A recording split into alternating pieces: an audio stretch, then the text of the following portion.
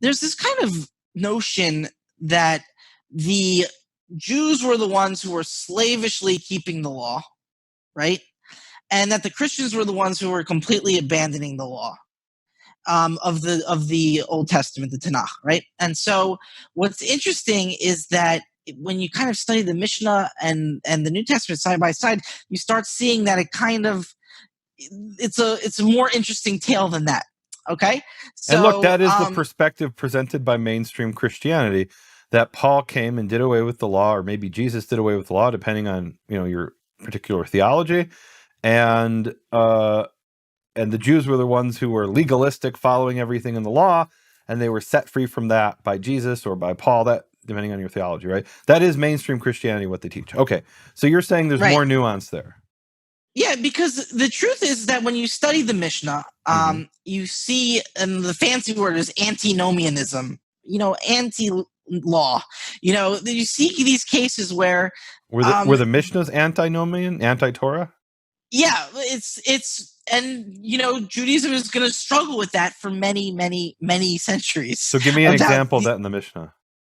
Well, let's take it a little bit slower. I want to read you just a passage in... I'm the guy who wants to eat dessert first.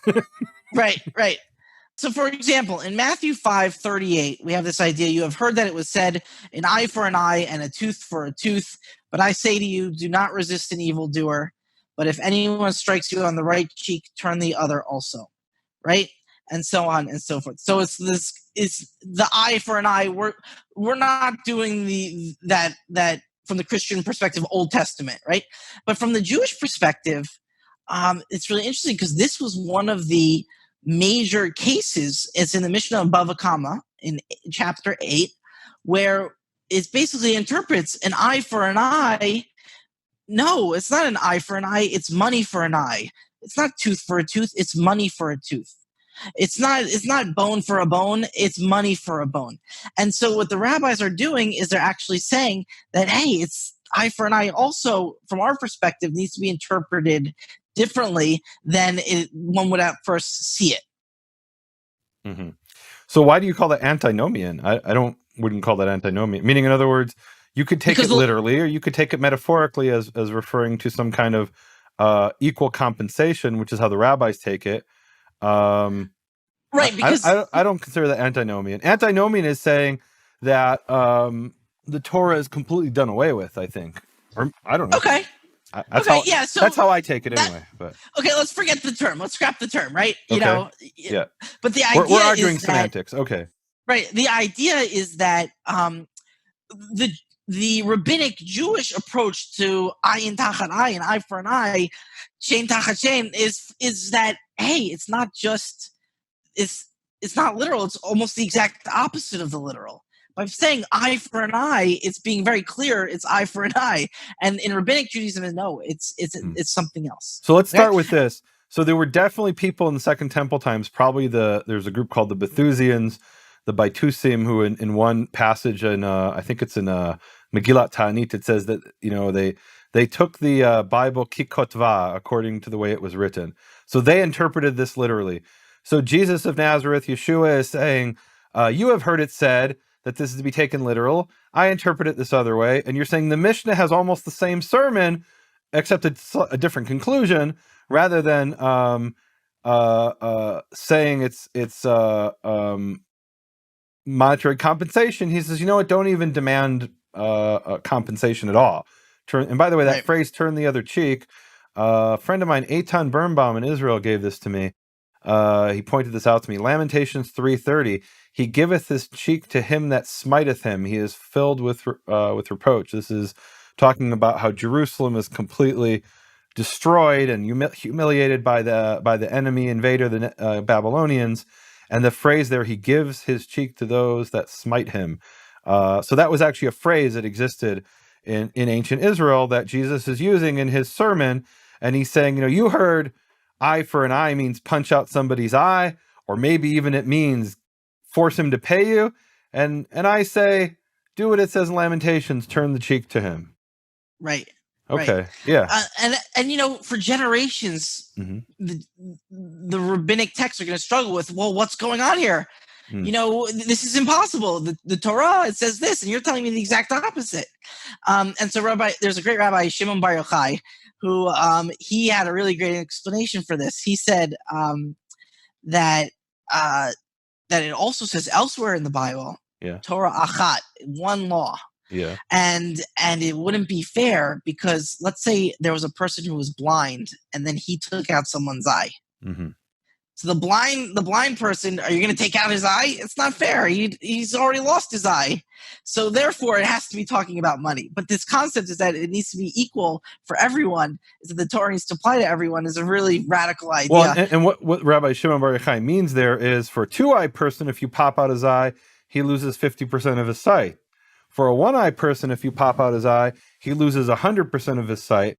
So his eye is more valuable to him than the one eye is for the two-eyed person, and that's a good point. And so what Rabbi Shimon Bar Yochai does is he takes the extreme case and he tries to say in this extreme case it doesn't work, and therefore it can't work in the non-extreme case. Of course, in modern law they say you want to not do that. The modern legal approach is you take the minimal case. And you don't take the extremes. The extremes are left for a different situation. You want to define things as narrowly as possible, but whatever.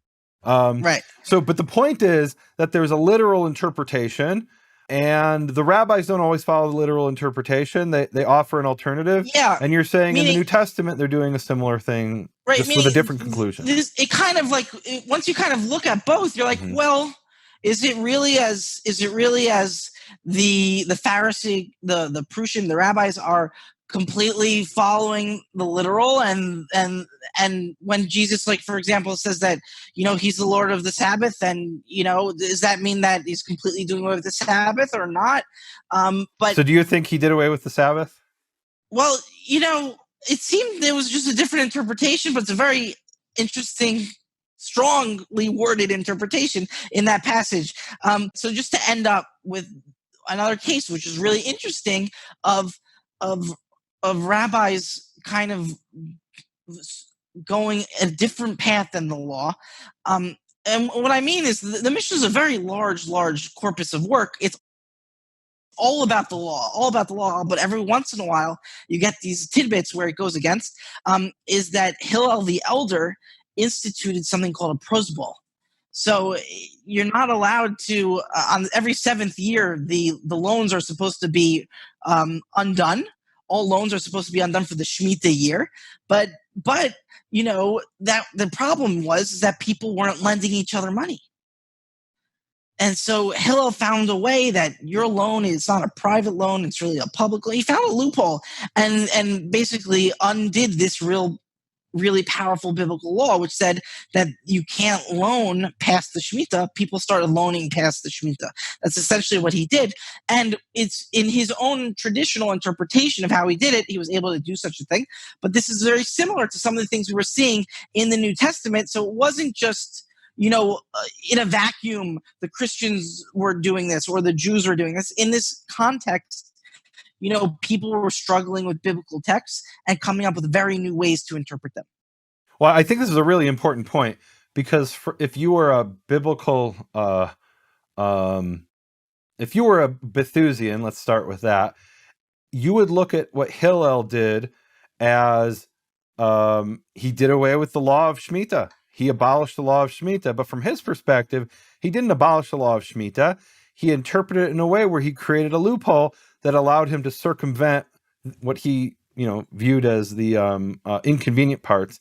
And what Christianity has been accused of is doing away with the Torah. But what you're saying is another way to, at least in some instances, to view it is they're struggling with, how does this apply in these different circumstances, let's say to Gentiles, right? Right. And so they're looking for ways to apply it in those circumstances from the perspective of the Pharisees. They were doing away with the Torah. Like if you said to an Orthodox Jew, I drive on Shabbat, he'd say, well, you don't keep Shabbat. Right. But from the perspective of a conservative Jew, he'd say, oh, I do keep Shabbat. I keep it 100%. Right. I just don't think that's forbidden on Shabbat. Right. So it's a matter of the New Testament has been kind of read in a sense through these Pharisaical eyes as doing away with Shabbat, and even from Christian eyes to some extent, not even understanding the subtleties of Phariseeism and rabbinical Judaism. And there's a lot more nuance here, is what you're saying.